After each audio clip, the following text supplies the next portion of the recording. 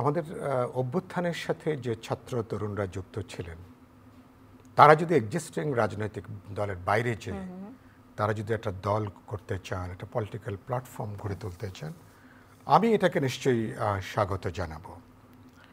যদি মনে হয় যে তাদের এক্সিস্টিং কোনো দল তাদের প্রত্যাশা ধারণ করতে পারছে না, দল করবেন। যে কোনো নাগরিকের যে কোনো অংশের সাংবিধানিকভাবে সেই সুযোগ আছে, সে অধিকার আছে। গুরুত্বপূর্ণ হচ্ছে যে মিলন যেটা বললেন, সেটা হলো যে তারা একদিকে সরকারে আছেন, সরকারে থাকার অনেকগুলো বাড়তি সুবিধা আছে, সুযোগ সুবিধা আছে, ছত্রছায়া আছে, রাষ্ট্রীয় অনেকগুলো বাতাবরণ পেছনে কাজ করে। আবার যদি একই সাথে তারা যদি এই ছত্রছায়া বাতাবরণ নিজেদের রাজনৈতিক দল গঠন করতে চান, এটা নানা জায়গা থেকে এটা নিয়ে প্রশ্ন এটা উত্থাপিত হবে।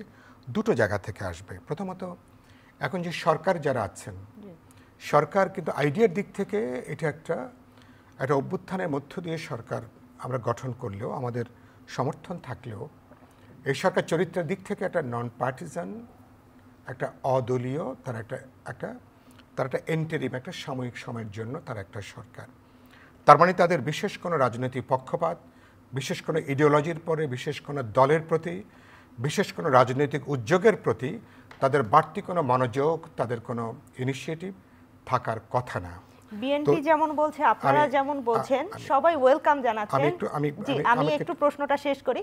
কিন্তু এই দলটি ঘোষণা হওয়ার পর থেকেই কিন্তু এক ধরনের সমালোচনা। না, আমি একটু কথাটা বলি। না, সমালোচনা আসছে ওই জায়গা থেকে, যদি দলটা করতে চান তাদের উচিত হবে সরকার থেকে বেরিয়ে যে ইন্ডিপেন্ডেন্টলি তাদেরকে রাজনৈতিক দলটা গড়ে তোলা। কেননা আমাদের এখানে মনস্তাত্ত্বিকভাবে মানুষ সরকারও আছেন, আবার সরকারের বাইরে থেকে যখন আপনি আবার একটা দল করার চেষ্টা করেন, যেটা উনি বললেন যে আমাদের এখানে অতীতে কিংস পার্টিগুলোর অভিজ্ঞতাটা খুব ভালো না। আমার আতঙ্কটা অন্য জায়গাতে। আমাদের ছাত্র তরুণদের যেটুকু পটেনশিয়ালিটি আছে, নতুন প্রজন্ম, তারা যেটুকু আশাবাদ তারা তৈরি করেছেন, তারা যদি এ ধরনের একটা যদি ভূমিকা নেন, তাহলে শুরুতে এটা কিন্তু হোঁচট খাবে, শুরুতে এটা কিন্তু প্রশ্নবিদ্ধ হয়ে পড়ার ঝুঁকি থাকবে।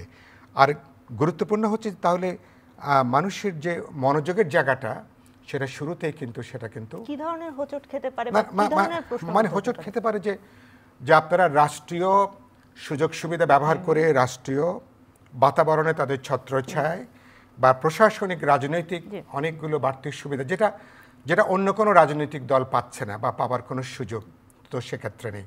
তার মানে আপনি একটা দলকে, যেটা বললাম, সরকার যদি এমন, মানে প্রথমত সরকার তাদের তো নিজস্ব কোনো ডেফিনিট কোনো তাদের কোনো দলীয় কোনো এজেন্ডা নেই। একটা বিশেষ দলকে তারা যখন সমর্থন করছেন, তার মানে তখন সরকারের আর নিউট্রাল, তার যে ক্যারেক্টার, যেটা দল নিরপেক্ষ, তার যে চরিত্রটা, সে চরিত্র থাকছে না। তার মানে সরকার তখন একটা বিশেষ পক্ষপাত দোষে দুষ্ট হয়ে পড়বে। সরকার যদি বিতর্কিত হয়, তাহলে কিন্তু এর কনসিকুয়েন্স হবে, তাহলে আগামী জাতীয় নির্বাচন এই সরকারের অধীনে করা যাবে কিনা, এটা নিয়েও কিন্তু প্রশ্ন উঠবে। আজকে না উঠলে কালকে উঠবে, কালকে না উঠলে কিন্তু প্রশ্ন উঠে গেছে। পৌরসভা কাউন্সিলর আপনি ইতিমধ্যে অনেকগুলো কথা বলেছেন। তো প্রথমত এই যে ধরুন ছাত্ররা যে পৌরসভার বা যে কাউন্সিলর যেটা বিলুপ্ত হয়েছে, এখন আপনি দল গঠন করবার জন্য যারা ফ্যাসিস্ট রেজিমের সাথে যারা যুক্ত ছিলেন, এবং বাস্তবে গত 15 বছর যখন কোনো ইলেকশন হয়নি, এবং যারা ইলেকশনের নামে মানুষের ভোটাধিকার হরণ করেছেন, চূড়ান্ত তামাশা যেখানে মঞ্চস্থ হয়েছে, সে সমস্ত লোকদেরকে নিয়ে এদেরকে যদি আবার দল গঠনের নাম করে এক ধরনের পুনর্বাসনের যদি ব্যবস্থা করেন, তার মানে প্রকারান্তরে আপনি কিন্তু ফ্যাসিজমের কিন্তু ডালপালাকে আবার আপনি কিন্তু দলের নানা জায়গাতে আপনি তাদের উপরে আপনি কিন্তু ভরসার জায়গা করছেন। তাহলে শুরুতেই কিন্তু এটা নৈতিকতার বাইরে, যে এটা আপনার ইডিওলজি, মোরাল এবং ইথিক্যাল স্ট্যান্ডার্ডের বাইরে এটা। আর আপনি আমাকে যেটা প্রশ্ন যেটা করছিলেন, ইলেকশনের প্রশ্নে আপনি আমাকে যে কথাটা বললেন, আমি সেজন্য বলবো যে ছাত্রদের প্রতি আমাদের যে গভীর যে ভালোবাসা, সেজন্য বলতে চাই আমি তাদেরকে ওয়েলকাম এই জায়গা থেকে। তারা যদি বরঞ্চ বাইরে এসে তাদের এজেন্ডা কি, লক্ষ্য কি, ভিশন কি, যেভাবে অন্যান্য দল রাজনীতি করছেন, তারা যদি ইনিশিয়েটিভ নেন, আমি মনে করি তাদের কিছু পটেনশিয়ালিটি আছে, কিছু সম্ভাবনার জায়গাটা, তাদের কিছু পসিবিলিটিস হয়তো এক্সপ্লোর করবার সুযোগ আছে। কিন্তু যে পথে এখনো পর্যন্ত এগোচ্ছেন, এটার বার্তাটা খুব ভালো যাচ্ছে না। সেজন্য বলেছি হুমড়ি খেয়ে পড়ার সম্ভাবনা। আর রাজনৈতিক দলগুলো তো আমরা যে কোনো নতুন দলকে তো আমরা ওয়েলকাম করি, যদি তার ডেফিনেট কোনো ইডিওলজি থাকে, পলিটিক্স থাকে, কর্মসূচি থাকে, ভিশন থাকে।